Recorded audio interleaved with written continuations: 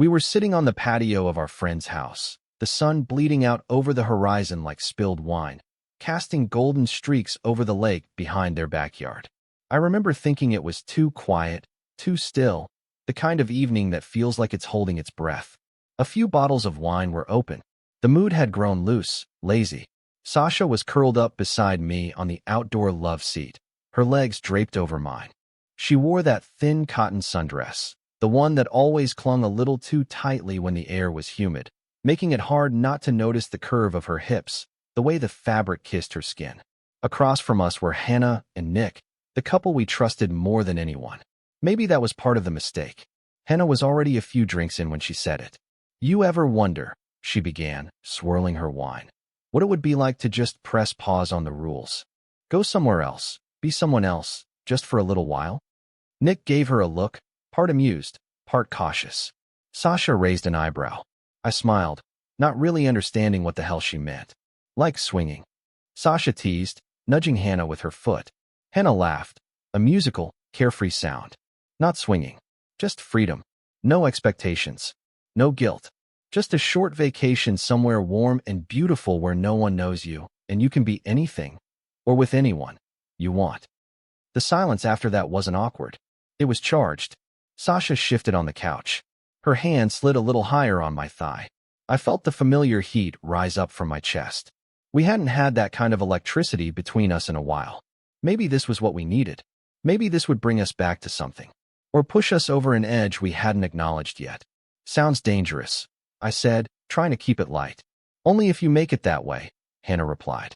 Her voice was soft, but there was steel under it. Nick finally spoke. "We've actually talked about this before." That stopped me cold. Sasha tilted her head, looking over at him. "You have?" He nodded. "Not seriously. Just fantasizing. But lately." He glanced at Hannah, who gave him a subtle nod.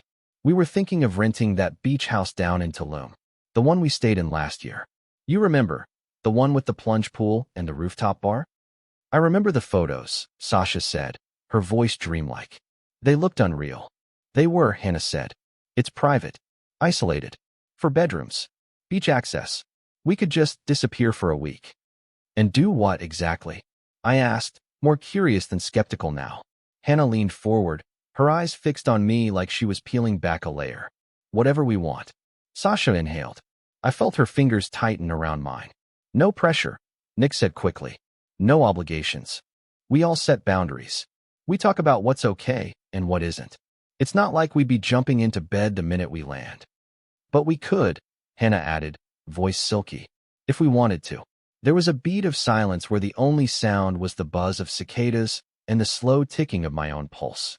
Sasha looked at me, not with fear, not even hesitation. Just that familiar spark of curiosity, that hunger for more that had always lived just under her surface. We'd been married for 7 years. Comfortable, predictable, some might say boring. We hadn't had bad years, but they weren't electric either. And now, here it was, the suggestion of something wild and contained. Something with edges, rules. Something far from home.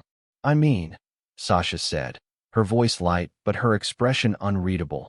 "It'd just be a one-time thing, right?" "Exactly," Hannah said. "No labels. No changes. Just a temporary vacation from the usual rules. We all go home afterward. No one brings it back." "Temporary," Nick echoed. "That's the key." I should have laughed it off. I should have said it was ridiculous, that we weren't those people. But the truth is, I wanted to be, just for a little while. I looked at Sasha again. Her eyes met mine, and there was something there. Excitement, fear, anticipation. I felt it too. "Okay," I said slowly. "Let's talk about it." The next few days blurred into planning. Flights, dates, rental confirmations. Group chats lit up with photos of the beach house, sunlit terraces, hammocks swaying in the wind, endless blue ocean stretching out beyond the balcony. Everything about it felt safe from consequence. That was the most dangerous part. The night before we flew out, Sasha and I lay in bed, the silence between us humming with unspoken thoughts. "Are you nervous?" I asked. She shook her head. Excited, I think. Maybe scared, but not in a bad way. "What are we even doing?" She turned toward me. "We're trying something new. That's all. Just for a week." I wanted to believe her. I wanted to believe myself. But already, I felt a shift. like we'd started a fire we didn't know how to put out. We kissed that night like strangers, like we were already pretending. And something about it thrilled me, because we were about to do something reckless and strange and intimate in ways neither of us could yet understand. And because, for the first time in years, it felt like something was about to change. Something big. The sun hit different there. It was fuller somehow, warmer in a way that bypassed the skin and went straight to your bones. As soon as we stepped off the shuttle van, a gust of ocean breeze hit my face. Clean, salty, a little wild. Everything smelled like freedom. Tulum had this dreamlike quality, like the whole town had been carved out of a jungle and kissed by the sea. Dirt roads led to hidden bars and yoga studios. Palm trees bowed under their own weight. I could hear the ocean even when I couldn't see it, like a pulse behind the world. Sasha looked radiant in that way she always did on vacation. Her hair loose and wind-tossed, sunglasses perched on her head, a soft dress that moved like it had its own breeze. I caught myself watching the hem ride up her thigh as she reached to pull her suitcase from the back of the van. My throat tightened. I hadn't really looked at her like that in a while. Maybe that was on me. Hannah and Nick stepped out after us. They looked different here. Less suburban, more animal. Nick had traded his button-downs for a fitted linen shirt that clung to his chest in the humidity. Hannah wore a bikini top under a sheer, open cover-up, her tan lines already showing. Her confidence made the air around her shift, like she owned the space she moved through. The house was absurdly beautiful. A 4-bedroom villa hidden behind walls of tropical greenery, with white stone walkways that led to an infinity pool, a rooftop deck, and an open-plan kitchen that looked like it belonged in a magazine. Every room had glass doors facing the ocean, and the back patio dropped off into a white sand beach that felt untouched. The place seemed built to encourage sin. Holy shit, Sasha whispered beside me, looking out over the pool. This is perfect, Hannah said, stepping out of her sandals. I watched as she dipped a toe into the pool, letting her cover-up slide from her shoulders. She didn't flinch under my gaze. In fact, I think she wanted me to look. Sasha saw it too. I could tell. She didn't say anything, but I felt her arm tense slightly around mine. Inside, Nick cracked open the first of many beers. He handed me one, cold and dripping with condensation. To no labels, he said, raising the bottle. To freedom, Hannah added, already lounging in a pool chair, one leg over the other. Sasha clinked bottles with them both, her smile a little too wide. To just a week. We all drank. The first couple hours passed in that soft blur of travel exhaustion and alcohol-induced ease. Hannah played music through a Bluetooth speaker, low, rhythmic stuff with lazy beats and moaning saxophones. We unpacked with doors wide open to the ocean breeze. Sasha and I took the room at the far end of the villa, where the sheets were cool against our sun-warmed skin and the mirror above the dresser caught us at strange, flattering angles. Later, we all sat outside around the pool, drinks in hand, watching the light fade into gold. Conversation drifted between casual and charged. What to cook that week, what beaches to visit, who would pick up groceries. No one said anything about what might happen after dark, but the undercurrent was already there. Hannah laughed at one of my jokes, not a fake laugh, but a real, sudden burst, and the sound hit me in the chest. Sasha noticed. Her hand found my knee and stayed there, possessive. Nick, meanwhile, barely spoke, but I noticed the way Sasha kept glancing at him when he stood to grab another beer, her gaze lingering a little longer than necessary. I tried to ignore the flicker in my stomach, the quiet hum of something ancient and male. Let's swim, Hannah said as the sun slipped away completely. Before dinner, she peeled off her cover-up in one motion, revealing a black bikini that didn't hide much. I saw Sasha's jaw tighten, just a fraction. She stood too, wordlessly, and dropped her dress at her feet. Her swimsuit was red, cut high at the hip, showing off legs I hadn't really seen in years. Nick looked at her the same way I'd just looked at Hannah, and for a split second, the world tilted. I stood to follow them, unsure whether I was more uncomfortable or aroused. The water was warm, and the pool lights glowed a soft blue beneath the surface. The four of us floated, shoulder to shoulder, quiet except for the faint thump of music still playing from inside. Eventually, we drifted into pairs, me and Hannah on one side of the pool, Sasha and Nick on the other. Not by design. It just happened. Hannah leaned against the edge of the pool, her arm resting casually near mine. "You okay?"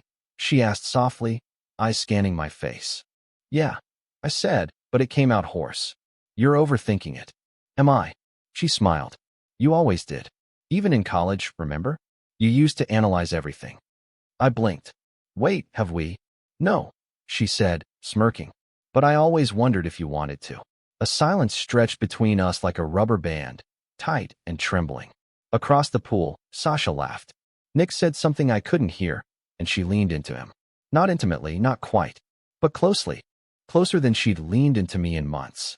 Something cracked open inside me. Some combination of anxiety, jealousy, and an unexpected rush of heat. I looked at Hannah, her skin wet and shimmering in the pool light. Her hand drifted under the water, brushing against mine. "See," she said, her voice low. "It already feels different here." And it did. Like the rules were still packed away with our suitcases, like the distance from home had stripped off more than just our clothes. That night, we grilled fresh fish and vegetables out on the patio. We ate barefoot, cross-legged in lounge chairs, salt in our hair, sun on our skin. No one said anything about what tomorrow might bring. But every glance, every touch, every lingering silence hinted at it. When we finally went to bed, Sasha stood at the sink brushing her teeth, wearing only one of my t-shirts. I came up behind her, wrapped my arms around her waist, kissed her neck. She leaned back into me, but it was different. Slower, less familiar.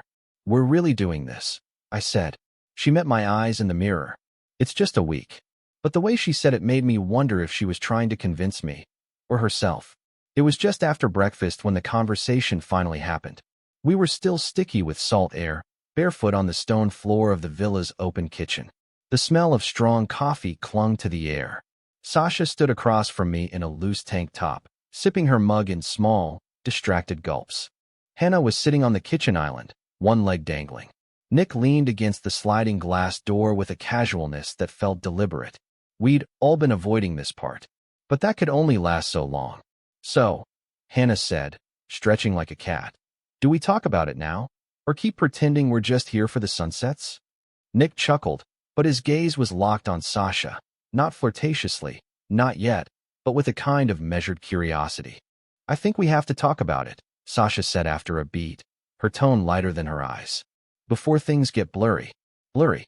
The word hung in the air. I reached for the French press, just to do something with my hands. "Okay, let's define some things. Ground rules." Nick nodded, pushing off the door. "Agreed. I mean, it's just a week, right? So we don't overthink it. We make it clean. Clean. Temporary. Controlled." Hannah hopped down from the counter. "All right then. I'll start." She moved into the center of the room like she'd done this before. Maybe she had. "No jealousy," she said. "Obvious, right? But we have to say it out loud. Whatever happens, happens. No comparing, no second-guessing. We each get our own experience. No punishments after." Sasha crossed her arms, but didn't object. "Second," Hannah went on, "no secrets. No hiding. If something happens, we're honest about it. You don't have to give a play-by-play," she added with a smile, "but no lies." "That's fair," Sasha said. Her voice was tight, but steady. Nick jumped in. "And third, we don't talk about after. This week is its own thing. No expectations beyond it. We go home, back to normal. No pressure to change anything long-term." I took a breath, then added, "And nobody pushes anyone into anything. If someone's not feeling it, that's it. No hurt feelings." Everyone nodded. It all sounded reasonable. Logical. Like four adults agreeing to the rules of a board game. But even as we said it, I could feel the rules doing something strange, dulling the weight of consequence. As if saying, "no jealousy," made it impossible to feel it. As if drawing lines around emotion could keep it from spilling out. There was a silence after we agreed. It wasn't awkward, it was anticipation. "So," Sasha said slowly, "do we also say who's off limits? Or—" "No," Hannah said, cutting her off gently. "I think it's better if we don't. That way, nobody feels singled out. Let's just let it unfold naturally." Nick sipped his coffee. "Besides, we don't even know what's going to happen. Maybe it's nothing." Nobody believed that. The conversation moved on to groceries and snorkeling plans and which beach we'd check out that afternoon, but my mind kept circling back to those rules. I couldn't stop thinking about how quickly everyone had agreed. No hesitation. No resistance. Not even from Sasha. Especially not from Sasha. She'd always been the careful one, the cautious voice in our marriage. But something about this trip had lit something in her, some suppressed part of her that had grown tired of being good. And now she was smiling, joking with Nick, her body more relaxed than I'd seen in months. That should have comforted me. It didn't. The day passed in sun-soaked snapshots. A walk along the beach. Hannah teasing Sasha into taking a topless dip in the ocean. Me catching a glimpse of Nick watching her, then realizing I wasn't sure if I wanted him to stop. The tension simmered under everything. We were all pretending this was just a regular vacation. But it wasn't. We were standing on a precipice, toes hanging over the edge, waiting to see who would jump first. Later, as we all got ready for dinner, Sasha came out of the shower wrapped in a towel, water beading on her collarbones. She caught me staring and smiled. "What?" she asked. "Nothing," I said, but I crossed the room and kissed her anyway. Her skin was warm, her mouth soft. We kissed longer than usual, with more hunger than habit. When I pulled away, she touched my chest. "You okay?" "I think so," I said. She nodded. "It's weird, right? Having rules about this." "Yeah, but it also feels kind of freeing." I didn't know how to respond to that.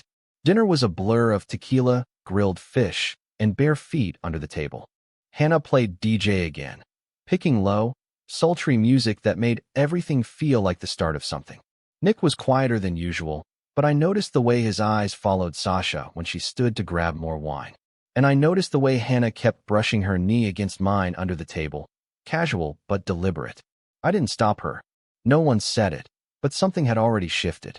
After dinner, we ended up on the rooftop terrace. The stars above us were endless, the ocean a dark whisper in the background. Someone lit a joint. Sasha took a hit and passed it to me, her eyes half-lidded. I don't remember whose idea it was to play the game. Something like truth or dare, but stripped down, more intimate. The questions got personal fast. Your biggest sexual fantasy. Have you ever wanted to sleep with someone else's partner? What's something you wish your spouse did in bed but doesn't? We were laughing, but beneath it, everything was heating up. Hannah's answers were bold. Nick's were more subtle, but no less revealing. Sasha surprised me. She didn't hold back. When asked what her wildest sexual moment had been, she looked at me, then said, "It hasn't happened yet." Everyone laughed, but I could see Nick's smile linger. When the game finally died down, we all sat back against the cushions.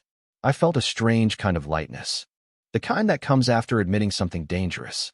"Tomorrow," Hannah said, her voice low, we stopped pretending. The group fell quiet again. No one argued. Eventually, everyone drifted off to bed. Sasha and I undressed in silence. We made love that night. Slow, but different. Not tender exactly. More like claiming something before someone else touched it. After, she lay on her side, her back to me. I traced the curve of her hip with my fingers. "You nervous?" I asked. "A little," she said, "but also kind of excited." I didn't know what to say. She rolled over to face me, her eyes searching mine. "Are we okay?" "We're okay." She nodded. "Then let's just see where it goes." And just like that, the rules we'd created to keep things from hurting felt like they'd given us permission to begin. I didn't expect anything to happen that day. I think that's why it did. The morning passed like most of them had so far, sun-drenched and slow, with the four of us lounging around the pool, the music low, the air thick with sunscreen and salt. Sasha had braided her hair, a casual but sexy look she rarely wore back home. She sat on the pool's edge with her legs in the water, laughing at something Nick said. I was across from them on a lounger, sunglasses on, beer sweating in my hand. And then there was Hannah. She slid into the chair beside me, without a word, stretching out beside me like we'd done it 100 times. Her skin glistened from a fresh swim, her bikini top barely containing her. I saw the droplets tracing down her collarbone and lower. I tried not to stare. Tried. She didn't help. "You look tense," she said, her voice velvet-wrapped. I smirked. "I'm relaxing." "That's not your relaxing face. That's your, I'm trying not to think too much face." She wasn't wrong. She reached over and, without asking, ran a hand along my shoulder. Just a casual, lazy touch. But her fingers lingered. They traced the line of my collarbone, stopped at my chest, and then slipped away, as if they'd never been there at all. I exhaled slowly. We didn't speak after that. We didn't need to. Later, after lunch, Nick suggested we split up for the afternoon. Not suspiciously, just natural. I want to check out the fish market, he said, looking at Sasha. You said you wanted to cook dinner tonight, right? Yeah, she said, brightening. Want to come with me? He nodded. We'll grab fresh stuff and get some wine too. It took me a second to realize what was happening. It wasn't premeditated. Not exactly. But something unspoken passed between all four of us then. A mutual agreement.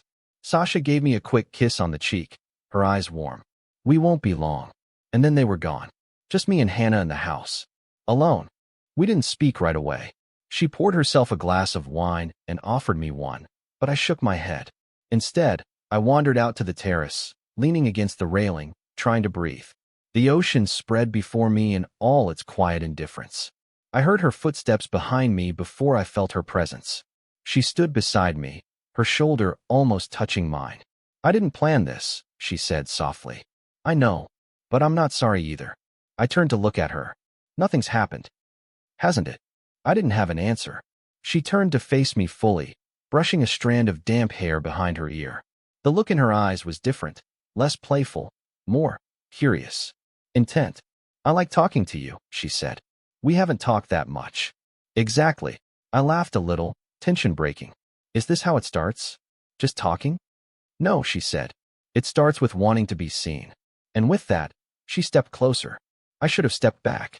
I should have said something about Sasha, about Nick, about the rules. But my body didn't move. My brain didn't speak. We stood there, barely apart, the ocean behind us and too many words between us. Her hand brushed mine. I'm not going to kiss you, she said. Not unless you want me to. I didn't think we were there yet. We're not, she whispered. But we're close.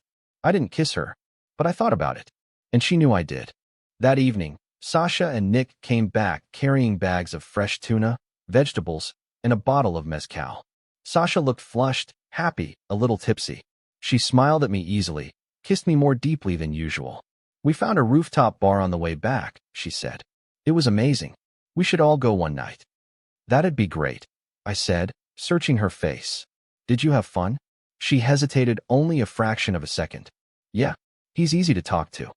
Nick was already unloading groceries. Hannah joined him, and they moved like a team in the kitchen. I noticed how close they stood.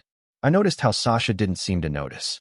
Over dinner, the tension pulsed under the table like a silent fifth guest. Nick kept the conversation going, and Sasha made another round of cocktails, but something had changed.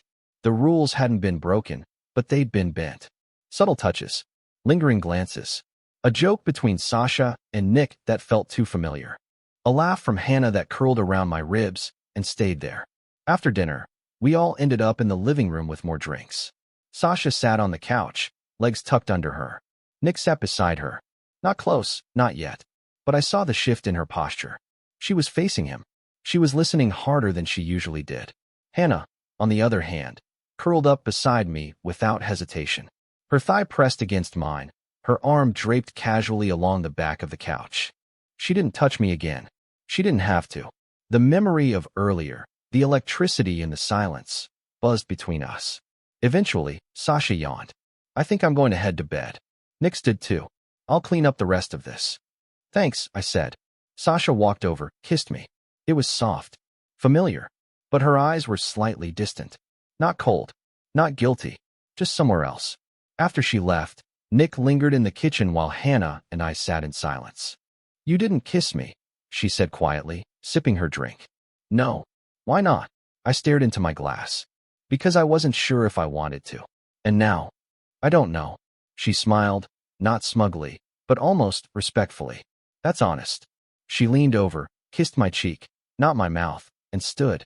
I'm going to bed too. And just like that, she was gone. I stayed on the couch for a while, listening, thinking, trying to decide what counted as a betrayal and what didn't. The lines had blurred, not from anything physical, but because emotional crossings happen quietly. They don't start with sex. They start with permission. And somewhere between the wine and the silence, we'd already given it. The wind picked up after midnight. I heard it moaning softly outside the windows like something was shifting out there, restless, alive. I lay in bed next to Sasha, staring at the wooden ceiling, counting seconds between gusts. Her breathing was slow, even. She wasn't asleep, though. I could tell. Neither of us had said much after brushing our teeth. No tension, just silence. Too full to break. We hadn't touched. I kept playing the day in my head. The rooftop. Hannah's fingers brushing mine. Sasha's laughter with Nick in the kitchen. The way she leaned into him slightly without realizing it. Or maybe realizing it completely. And I kept thinking about the rules. About how we'd all clung to them like life jackets. As if we believed they'd keep us afloat once we drifted too far. Sasha shifted beside me. "You awake?" she whispered. "Yeah." Another pause. Then, "Do you want to talk?" I turned to face her in the dark. "About what?" She hesitated, then said, "About tonight. Today. The whole thing." I reached out, tucked a piece of hair behind her ear. "You looked happy earlier." She blinked, unsure whether that was an accusation or an observation. "So did you," she said. We lay there, barely touching, but something hung between us. Not guilt, not regret, but something that tasted like confusion. She rolled onto her back. It felt surreal, being with someone else, and yet it didn't feel wrong. "Did something happen?" I asked. My voice was soft. Careful. "No," she said immediately, then quieter, "Not really." I nodded, pretending that answer didn't carry 100 meanings. "What about you?" she asked. "Did anything happen with Hannah?" I didn't lie. "No, but it almost did." She looked over at me, and I expected to see hurt. I didn't. Instead, she just whispered, "I get it." And then she kissed me. Not out of obligation or routine. Not like she had the night before. This one was different, urgent, searching. Her body slid over mine in the dark, her hands tugging at my shirt, her breath already heavier. We made love like we were afraid it might be the last time we'd do it as just us. There was hunger in it, but also a strange sadness. Like we were holding on to something that was slipping through our fingers. When we finished, she curled into me, her fingers drawing soft circles on my chest. "I'm scared," she whispered. I kissed the top of her head. "Me too." We didn't sleep. Not really. The next morning, we all pretended like nothing had changed. Coffee, toast, casual conversation about the weather, the tide, the idea of renting paddleboards. But there was a charge under everything. Like someone had left a gas burner running and no one was lighting the match. Nick looked relaxed, almost smug. Hannah wore one of those breezy wrap dresses that clung to her curves and made it impossible not to notice her. She smiled at me across the breakfast table like we had a shared secret. And Sasha? Sasha was glowing. That's the only way to describe it. Her skin flushed, her hair messy in that post-sex way, her eyes bright. She laughed easier than she had in weeks. I should have felt relieved. But instead, I realized something I hadn't expected. She wasn't glowing for me. Not just me, anyway. And that scared the hell out of me. That night, after dinner, the energy finally cracked. We were on the rooftop again, half drunk and draped across cushions, the moon high above us like a pale eye watching it all unfold. Hannah was beside me. Nick was beside Sasha. The pairing was unspoken, but clear. We'd started playing cards. A lazy drinking game that quickly dissolved into flirtation. Hannah kept touching my knee, laughing at nothing. Sasha giggled when Nick whispered in her ear. It wasn't subtle anymore. No one was pretending. At one point, Nick excused himself to get more drinks, and Hannah stretched beside me, her arm grazing mine. "I'm going to kiss you now," she said softly. I looked at her. "Are you sure?" She smiled. "I've never been more sure of anything." And then she kissed me. It wasn't wild or messy. It was soft, slow, her lips warm, her fingers gently holding my jaw like she wanted to memorize the shape of me. I kissed her back, not because I was drunk, not because I wanted revenge, but because I wanted to know what it felt like. Because some part of me had already crossed the line earlier, and this was just catching up to it. When we pulled apart, I heard the soft sound of someone clearing their throat. Sasha was standing at the edge of the terrace. She didn't look angry or hurt. She looked curious. "Hey," I said, voice catching. She glanced at Hannah, then at me. "I was just wondering if you wanted to sleep in the other room tonight." My heart thudded once. Loud. She wasn't asking because she was jealous. She was offering me space. Permission. I nodded slowly. "Yeah," I said. "Okay." She didn't flinch, just gave me the faintest nod, and walked away. I looked at Hannah, who sat very still. "I didn't expect that," I said. "She's braver than most people think," Hannah replied. "She's my wife. And she still can be. But maybe you both need to see each other differently first." She stood, held out her hand. I hesitated. then took it. The guest room smelled like lime and linen. The sheets were cool. Her body was warm against mine. We didn't rush it. It wasn't frenzied. It was deliberate. Curious. We kissed for a long time before anything else happened. Her mouth moved with experience and hunger, but also patience. She wanted to know what I liked. What made me gasp? What made me tremble? She asked things Sasha hadn't asked in years. I found myself telling her things I didn't realize I'd missed. When it finally happened, when we finally had sex, it felt nothing like what I thought it would. Not dirty. Not thrilling. Not even wrong. It felt intimate. Exposed. Like I was stepping out of my own skin and into someone else's for a night. Afterward, she curled into me, her back pressed to my chest. I don't want to talk about it, I whispered. Then don't, she said. We lay there in silence, the fan spinning slowly above us. And that's when it hit me. I wasn't thinking about what I had just done. I was thinking about Sasha. Not what she would say, not if she'd forgive me, but who she was with, right now, in the other room. And how much of her I might have already lost. Sasha was already in the kitchen when I woke. She was barefoot in an oversized t-shirt. Mine, I think, humming softly to herself while slicing fruit. The scent of strong coffee curled through the villa, but it couldn't quite cut through the fog behind my eyes. My body still hummed with the memory of Hannah's skin, her lips, her breath against my neck. But all of it dimmed the moment I saw Sasha again. She looked different, not awkward, not tense. In fact, she looked better than she had in weeks. Her skin glowed faintly in the morning light, and her hair was messily tied up in a way that reminded me of college mornings, when we'd sleep in late and make love before breakfast. She didn't say anything when I walked in, just handed me a cup of coffee like it was any other day. Sleep okay? She asked, her voice light. Yeah, I said carefully. She nodded, not quite looking at me. Good. Hannah came in a few minutes later, her robe hanging open just enough to let me know she wasn't wearing much underneath. She smiled at me in that way again, playful, knowing. But when she glanced at Sasha, her smile dimmed a little. Nick showed up last. Sunglasses on, shirtless, phone in hand. He looked tired, but not in a bad way. Just drained.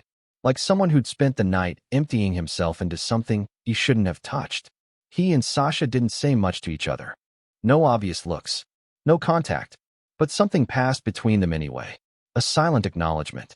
The rest of the day unfolded like that, quietly strange. We went to the beach like we'd planned. For towels. For lounge chairs. For people pretending everything was the same. But it wasn't. Hannah stayed close to me, touching my arm, whispering in my ear when something funny happened nearby. I laughed, but the sound fell off, like it didn't belong to me anymore. Nick walked ahead of Sasha along the shore. She followed, slowly, as if measuring the weight of each step. And for the first time, I realized something unsettling. Hannah and I had connected, but Sasha and Nick had bonded. There was a difference. Hannah and I had shared an experience. A night. A confession of loneliness disguised as pleasure. But Sasha, she seemed lit up from the inside. Like she'd been given something she hadn't even known she was starving for. That night, while we ate grilled shrimp under string lights and drank from bottles of cheap local wine, I noticed Sasha watching Nick when he wasn't looking. Her smile didn't fade when he spoke. If anything, it deepened. Hannah must have noticed too, because she stopped touching me altogether. At one point, Nick got up to refill his drink, and Hannah leaned toward me, her voice a whisper. You feel it, don't you? I didn't respond. She smiled, but there was no joy in it. This is where the fantasy gets uneven. What do you mean? I mean, she said, you and I were an escape. A release. Her eyes flicked toward Sasha and Nick. They looked like they found something. I wanted to argue, to deny it, but I couldn't, because she was right. The next morning, it was even clearer. Sasha was up before all of us, already in her bikini, towel slung over her shoulder. Nick was with her, walking down the path to the beach with a fresh bottle of water and a quiet smile. They didn't ask if we wanted to join. They just went.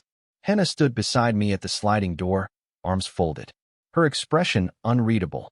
Still just a vacation, I said, trying to inject some lightness. She gave me a long look. Is it? Neither of us said anything more. That afternoon, Sasha came back from the beach glowing again. Nick wasn't far behind. They were laughing about something private. Inside. Familiar. And when I met her eyes, I saw something that chilled me more than any argument. more than any guilt. Distance. Not anger. Not shame. Just distance. I asked her later, just the two of us in the room. Did something happen again? I said, my voice quiet. She didn't lie. Yes. I nodded. Her hand touched my chest. But I'm still here. And I believed her. That was the scary part. She was still mine. Technically. Legally.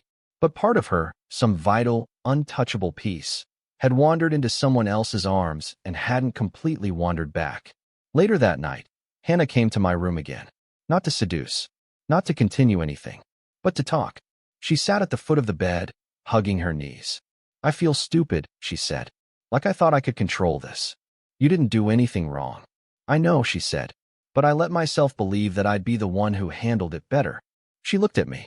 I thought we'd all walk away a little shaken. A little stretched. But not like this. Not torn. I reached out, touched her hand. She didn't pull away, but she didn't hold it either. It was supposed to be even, she whispered. But nothing ever is. The next morning was different. Not dramatic. Not explosive. Just quieter. We still made breakfast. Still exchanged polite conversation. But the ease was gone. Laughter came slower. Eye contact came harder. Nick stayed out on the terrace most of the day. Hannah napped. Sasha disappeared into a book for hours, curled in a chair in the corner like she wanted to shrink from everything. I tried to write in my journal, something I hadn't done in months. But the words didn't come. That night, we didn't gather on the rooftop.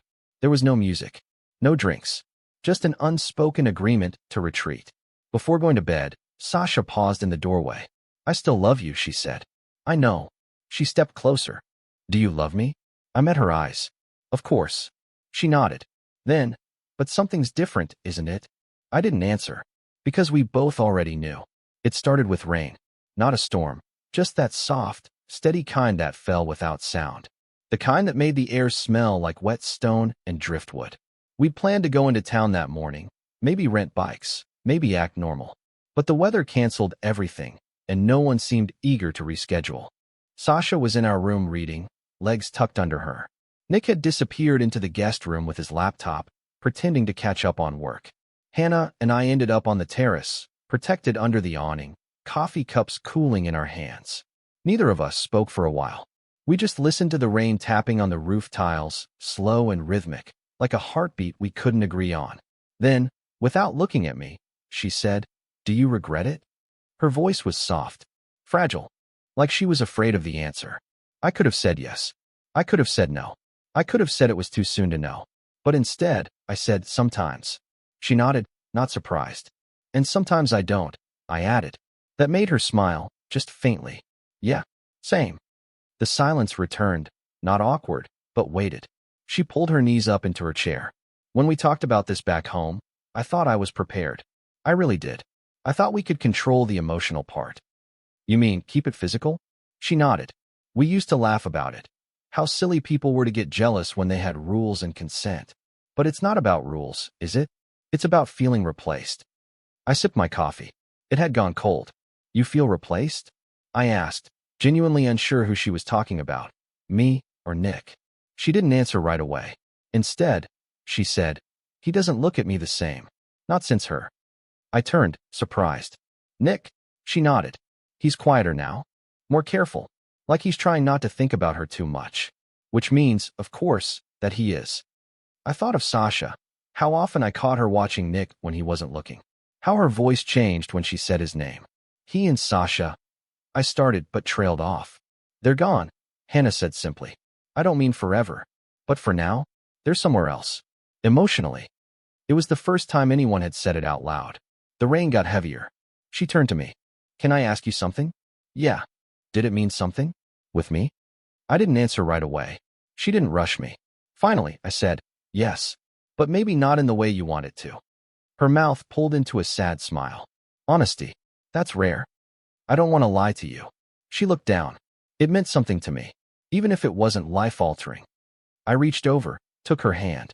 Not romantically, just human. We were both lonely, I said. And curious, she added. Desperate to feel seen. We sat like that for a long time, just holding hands, not speaking. The rain blurred the world outside the terrace, turning the ocean into a gray smudge.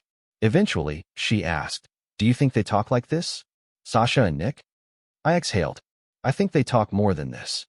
That hurt her, I could tell. She let go of my hand and stood. I need to walk, she said. In the rain? I think I need to feel something cold. I didn't stop her. Later that afternoon, Sasha found me in the kitchen. She looked pale. Not sick, just worn out. Like her skin was too thin for the weather. Have you seen Hannah? She asked. Went for a walk. Haven't seen her since. Sasha nodded, then leaned against the counter. You two talked. It wasn't a question. I nodded. She picked at a thread on her shirt. What about? Stuff we weren't supposed to. Her eyes lifted. Us. Mostly her and Nick. But yeah, a little of us too. She looked down again.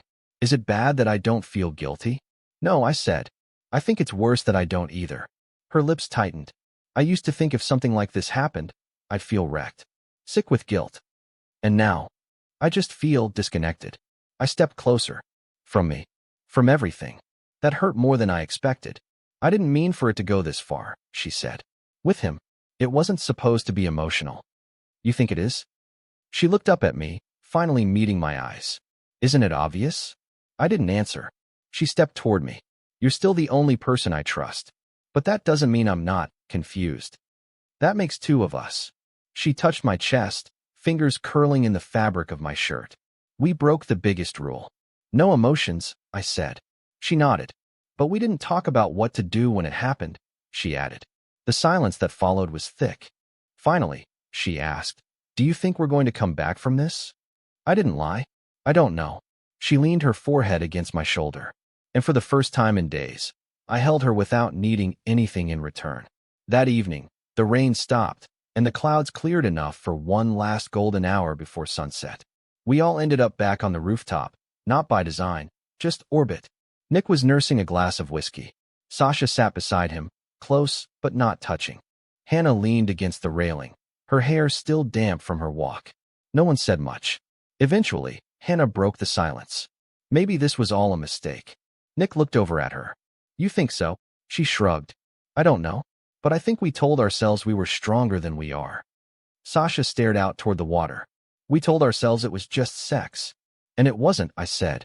Everyone fell quiet again. Nick finally said, I don't regret what happened. I felt Sasha flinch beside him. But, he added, I think we should have been more honest about what we were actually hoping to find here. Sasha looked at me. What were we hoping to find? I didn't have an answer. None of us did. So we sat there, the four of us, watching the sunset bleed across the water like a wound. Beautiful, but slowly fading. Jealousy crept in the next morning like a shadow that didn't belong to the sun. It started small, just a shift in Sasha's tone when she asked where I'd slept the night before. Her voice was casual, breezy even, but her eyes scanned my face like they were looking for cracks. In the guest room, I said. With Hannah? Yes. She nodded. Cool. Just checking in. Checking in. That was the phrase she used. Not accusing, not asking. Checking in. But it didn't feel like checking in. It felt like surveillance dressed up as emotional maturity. Like she was trying to see how guilty I'd act. I asked her if she was okay. She said she was great. That was when I knew something had changed. Hannah, on the other hand, didn't say much at all that morning. She sat at the kitchen table stirring yogurt around in a bowl, eyes glassy, her body folded into itself. The woman who had flirted so easily, touched so boldly, was gone. In her place was someone who had realized she'd miscalculated the terrain. Nick walked in last. He kissed Hannah on the top of the head, like nothing had happened. And she didn't lean into it. She just stared out the open door. We decided to take the car into town for lunch. Maybe we thought a change of scenery would shift the current between us. It didn't. We ended up at a quiet cafe overlooking the beach, sipping cocktails at noon and pretending the ocean could smooth over what was unraveling between us. The conversation was forced, everyone trying too hard to act normal. Small talk. Laughs that didn't reach our eyes. But underneath it, a different game was playing out. Hannah kept looking at Nick, quick glances, like she was waiting for him to notice her. He didn't. Sasha kept touching her phone, flipping it over, checking it, locking it. Not texting anyone, not calling, just watching it, like it might buzz with a reason to leave. At one point, I excused myself to use the bathroom. When I came back, I saw Sasha leaning close to Nick, whispering something. Not intimate exactly, but familiar. Their smiles were soft. Shared. Hannah saw it too. Her spoon froze in midair. Later, back at the villa, she cornered me on the deck while the others were inside. "Did you see them?" she asked. "Yes. I thought I could handle this," she said. "I thought I was above all the messy shit. But I'm not. I want to scream." I didn't say anything. She stepped closer. "He's choosing her." "I don't think it's about choosing." "Of course it is. That's the lie we told ourselves, that we'd all share this space evenly, that feelings wouldn't get uneven. But look at us." I glanced inside through the glass. Sasha was laughing at something Nick said, her head tilted back. "You said once that they were bonding," I said. "You were right." She looked at me, pain behind her eyes. "And now it's too late, isn't it?" I didn't answer. That evening, things got worse. We tried to have another group dinner, the way we used to. Music playing, wine open, grilled vegetables, and fresh fish. But the mood was brittle. No one talked much. Conversations broke like waves, starting and stopping without rhythm. Sasha sat across from me, next to Nick. It felt deliberate. Hannah barely touched her food. At one point, she excused herself and didn't return for 20 minutes. When she did, her eyes were red and puffy, mascara smudged. Nick didn't ask if she was okay. After dinner, I stayed behind to clean up. Sasha came to the sink, leaned beside me, her hip brushing mine. "You okay?" she asked. I shrugged. "Are you?" "I'm adjusting." "To what?" She looked over her shoulder, where Nick and Hannah sat on opposite ends of the living room. "Everything feels out of sync," she said. "Like the trip is ending early, but no one wants to admit it." "Are you regretting anything?" She met my eyes. "Are you?" I didn't respond. That was answer enough. She stepped closer. "Do you think we're still okay?" "Define okay." Her lips pressed into a thin line. "I feel like you're mad at me." "I'm not mad," I said. "I just don't know what we are right now." She touched my arm. "We're still us, just with more layers." I pulled away gently. "No," I said. "We're not the same US." That night, I lay awake in the guest room. Alone this time. Hannah didn't come in. I didn't go to her. Somewhere in the house, Sasha and Nick were probably having a similar conversation. Or maybe not. Maybe they didn't need to talk. Maybe what they had was quieter than words. And that's what scared me, because I knew how easy it was to mistake silence for safety. Around midnight, the door creaked open. Hannah stepped in, barefoot, wearing a t-shirt too big for her. She didn't get in bed. She just stood there. "I can't sleep," she said. "Me neither." She crossed the room and sat on the edge of the bed. "I hate how small I feel." "You're not small." She looked over her shoulder. "Then why do I feel like I'm disappearing?" I reached for her hand. She let me hold it. And for the first time since this all began, neither of us tried to turn it into sex. It wasn't about wanting. It was about not wanting to feel alone. When she left an hour later, she kissed my cheek. "Thank you," she whispered. "For what?" "For not pretending it's fine." And then she was gone again. The next morning, no one made breakfast. The kitchen was quiet. The coffee pot was cold. Laughter was gone. Sasha came out wearing sunglasses, even though it was cloudy. Nick didn't speak. Hannah didn't come out of her room at all. I stepped outside, barefoot on the tile, and stared at the sea. A question kept playing in my mind. What happens when you give each other permission, only to find out the person you love wants more than what you allowed? Not just sex, not just escape, but something else. Something you can't offer anymore. Or maybe never could. No one said it was the last night. We all knew it, though. The villa was quieter than it had ever been, like the walls themselves had grown tired of holding the tension.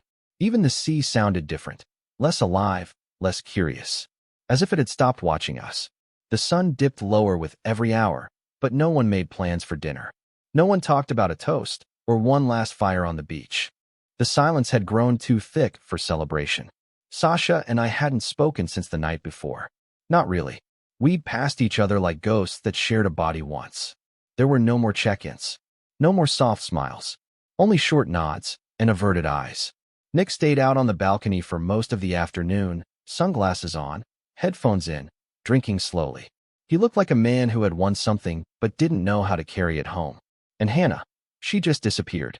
Not physically, but something inside her had shut off.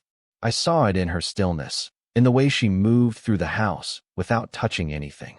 Like she didn't want to leave fingerprints behind. I found her that afternoon on the beach, sitting alone in a folding chair, a towel wrapped tight around her body. She wasn't reading or scrolling. just staring at the water like it owed her an explanation.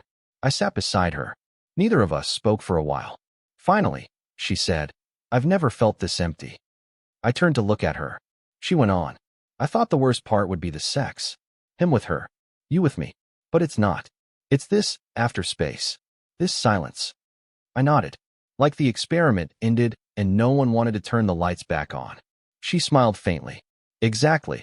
We stayed there until the sun started to lower." Then she stood, brushed sand off her legs. "Are you going back up?" I asked. She hesitated. "Not yet. You?" "I don't know." She walked away without saying goodbye. Back at the villa, the kitchen smelled like lemon and garlic. Sasha was cooking something, her way of coping.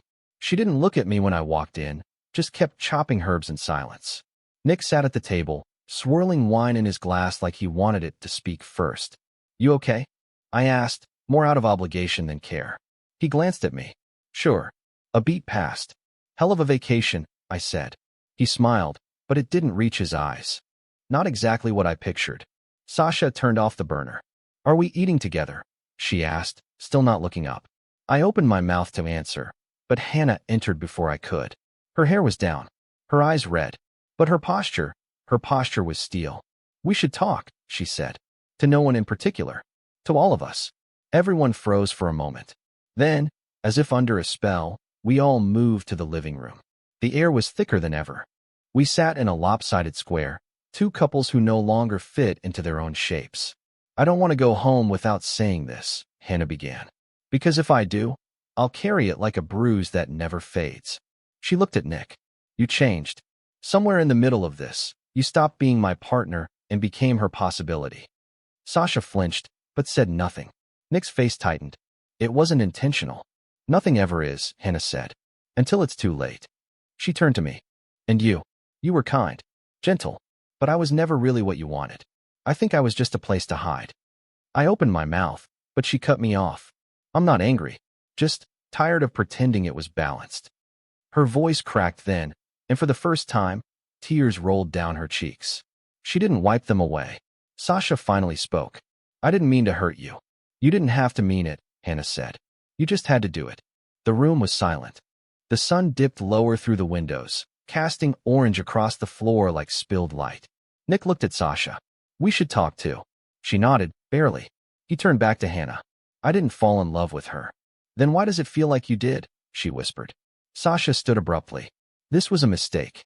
"No," I said. "It was an experiment. And experiments don't always end in success." Sasha's voice shook. "We said no expectations. No consequences." "But we lied," I replied. "We all lied." Everyone froze. Then Nick stood. "I need air." Hannah stood, too. "I need more than that." And just like that, they both walked out, separately. Sasha and I were alone. She sat back down slowly, staring at the floor. "I didn't want this. I know, but I don't regret it either." I looked at her. She looked at me. The space between us was no longer about betrayal or permission. It was about distance. And I realized something awful. We weren't angry because we'd hurt each other. We were numb because it didn't hurt enough. We'd stretched something until it stopped snapping back. And now we were just holding the ends, unsure what to do with the slack. Outside, the sky turned purple. The final sunset. I walked to the sliding door and opened it. The sea breeze hit my face, salty and cold. Behind me, Sasha whispered, "What happens now?" I didn't answer. Because I didn't know. Because maybe that was the real end. Not the shouting, not the sex, not the silent confessions. But the fact that none of us could say what this even was anymore. The villa felt too big that morning.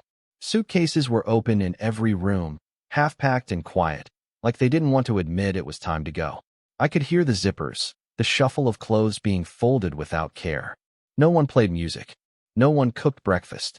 The coffee pot sat empty, a layer of cold sludge at the bottom. Sasha was in the bedroom, folding a sundress she hadn't worn. It still smelled faintly like the beach, salt, coconut, and sun. She held it in her hands for a second longer than she should have, then tucked it in between her jeans and a bikini top I hadn't seen since day one. She didn't speak. Neither did I. We'd said too much the night before. Or maybe not enough. Either way, the silence now wasn't peaceful. It was final. In the living room, Nick was already packed. His duffel bag sat by the door. He scrolled his phone with dead eyes, occasionally glancing out the window like the sea might offer one last answer. It didn't. Hannah wasn't in sight. I found her on the back deck, barefoot, arms wrapped around herself despite the heat. "You okay?" I asked, immediately regretting the hollowness of the question. She didn't look at me. "You ever feel like a chapter ended before you could finish the last sentence?" I stepped beside her. "Yeah." She looked down at my hand resting on the railing. "I kept waiting for you to choose. I didn't think that was part of the deal." "It wasn't," she said. "That's the problem. The deal was no labels, no jealousy, no future. Just the experience. Distance makes things feel harmless." She laughed, sharp, tired. "Until it doesn't." We stood there, watching the ocean flatten under a silver sky. "I loved being seen," she said finally, "even if it was temporary." I looked at her. "You weren't temporary to me. But I wasn't permanent either." She turned, stepped closer. "Tell me honestly," she said. "If I walked away right now, would you stop me?" The question sat between us like glass on the edge of a table. "No," I said. She nodded like she'd been expecting that answer all along. "I think that's the most honest thing anyone said this whole trip." She leaned in, kissed my cheek. Slow, tender. Then she whispered, "Take care of yourself."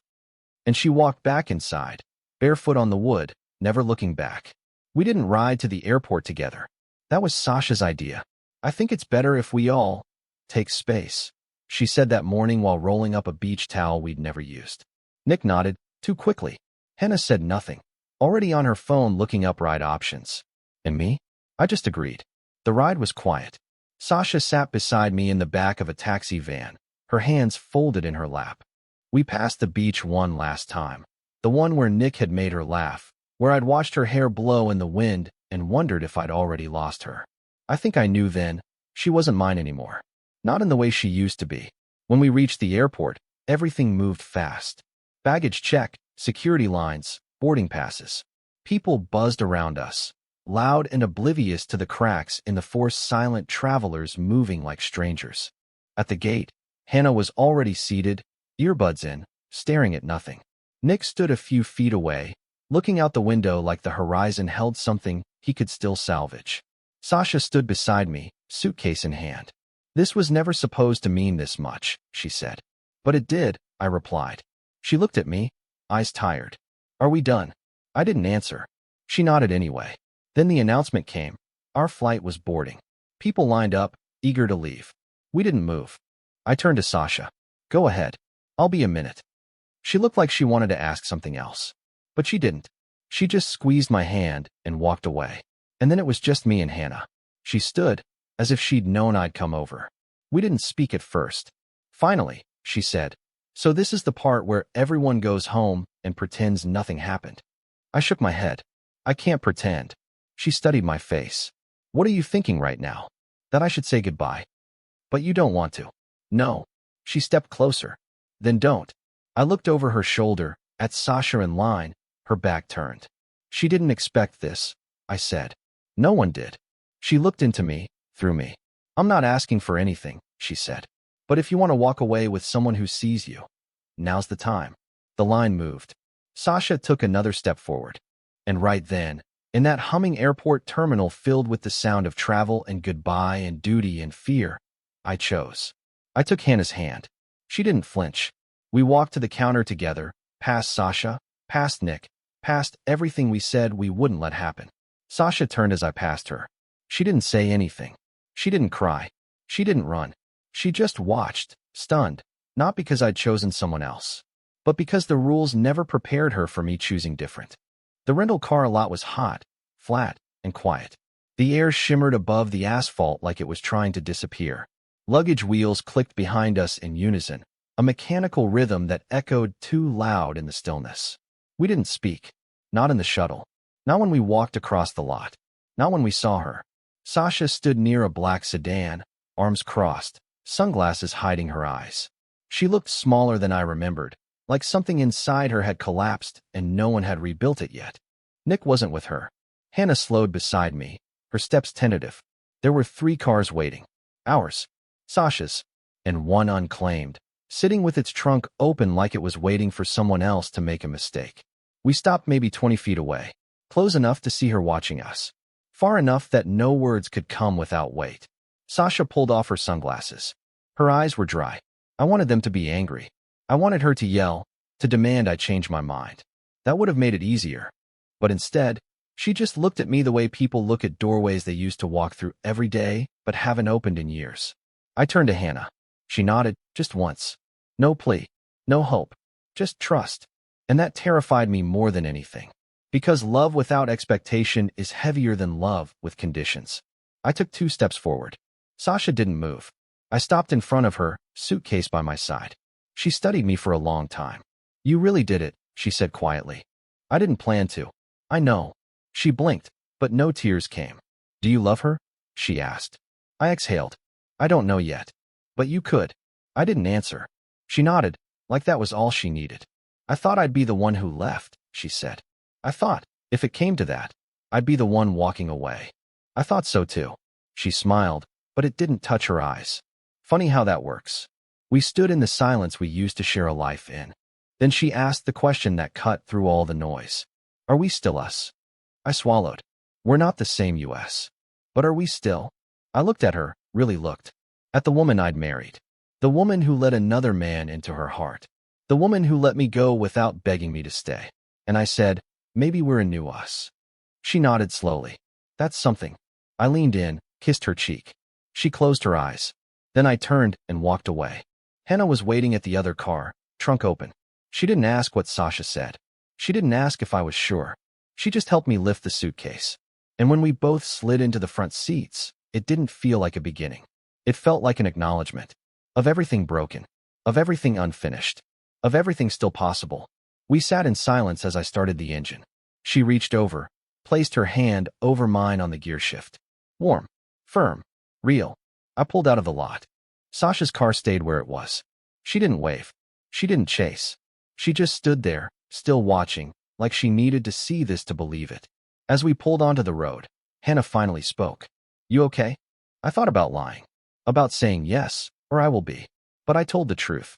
No. She nodded. Me neither. We drove in silence, windows down, wind tearing through the car like a cleansing. We didn't go straight home. We got a hotel near the airport. One of those sleek, faceless towers with blackout curtains and too much AC. The kind of place where you forget where you are. The kind of place that's easy to be no one in. We dropped our bags, lay on the bed, fully clothed. At some point, I rolled over and looked at her. I don't know what this is. She rolled to face me. It doesn't have to be anything.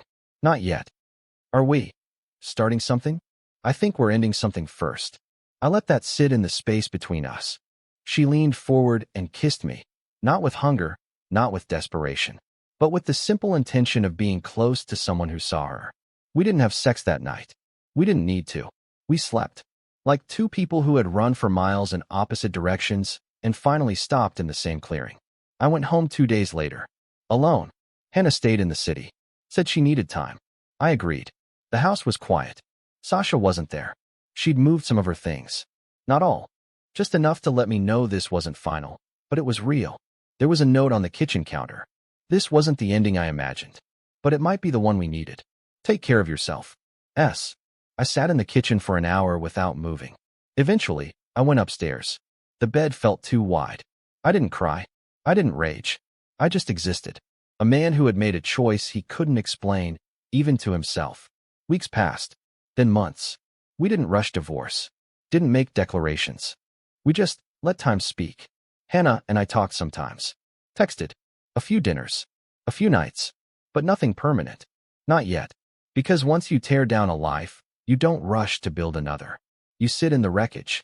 You learn from it. You figure out what kind of home you want to build next, if any.